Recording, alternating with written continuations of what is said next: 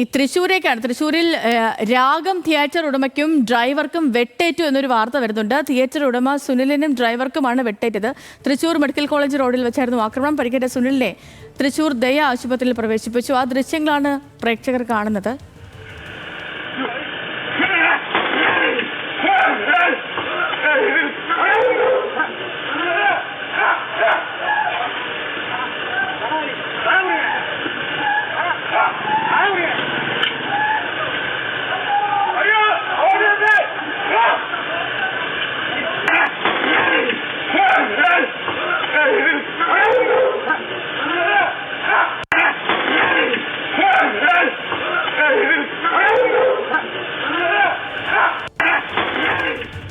Levin K Vijayan വിവരങ്ങളുമായിട്ടുണ്ട്. ലെവിനെ, ഇത് എന്തായിരുന്നു ഇതിന്റെ പ്രകോപനം?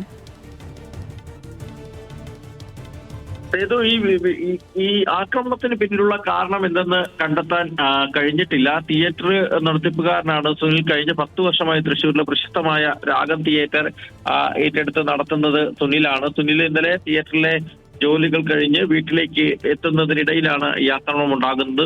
തൃശ്ശൂർ മെഡിക്കൽ കോളേജിന് സമീപം വെളപ്പായിലാണ് സുനിലിന്റെ വീട്. വീട്ടിൽ എത്തുന്നതിനായി ഡ്രൈവർ അജീഷുമൊപ്പം വാഹനത്തിൽ സഞ്ചരിക്കുകയും വീടിന് മുന്നിലെത്തിയപ്പോൾ ഗേറ്റ് തുറക്കുന്നതിനായി കാറിൽ നിന്ന് പുറത്തിറങ്ങുകയും ചെയ്തപ്പോഴാണ് ഈ പരിസരത്ത് പതിയിരുന്ന 3 അംഗ അക്രമി സംഘം സുനിലെ ആക്രമിക്കുന്നത്.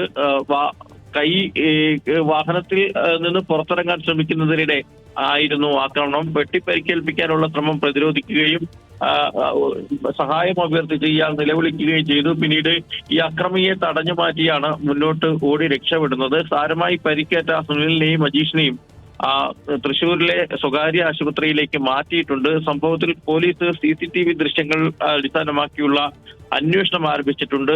സുനിലുമായി നമുക്ക് ബന്ധപ്പെടാൻ കഴിഞ്ഞിട്ടില്ല. അദ്ദേഹം ആശുപത്രിയിൽ ചികിത്സയിലാണ്. എന്താണ് ആക്രമണത്തിനുള്ള കാരണം എന്നുള്ളത് ഇതുവരെയും കണ്ടെത്താനും പോലീസിനായിട്ടില്ല. 3 അംഗ സംഘം വീടിന് സമീപം മുൻവശത്ത് പതിയിരുന്നാണ് ആക്രമണം നടത്തിയത്. അതുകൊണ്ട് തന്നെ പ്രദേശത്തെ കൂടുതൽ CCTV ദൃശ്യങ്ങൾ കേന്ദ്രീകരിച്ചുകൊണ്ടാണ് ഇവരാരെന്ന് കണ്ടെത്തുന്നതിനുള്ള ശ്രമം പോലീസ് നടത്തുന്നത്. ദൃശ്യങ്ങളിൽ നമുക്ക് കാണാം ഈ വെട്ടാൻ ശ്രമിക്കുന്ന ആളുടെ മുഖം ഈ ഓടിപ്പോയ ആൾക്ക് കാണാൻ കഴിഞ്ഞിട്ടുണ്ട്. അതുകൊണ്ട് തന്നെ പ്രതികൾ ആരെന്നുള്ള കാര്യത്തിൽ ഒരു സൂചന പോലീസിന് ലഭിച്ചിട്ടുണ്ടെന്നുള്ളതാണ് നമുക്ക് ലഭ്യമായിരിക്കുന്ന വിവരം. ഏതായാലും അന്വേഷണം പോലീസ് ഊർജിതപ്പെടുത്തി.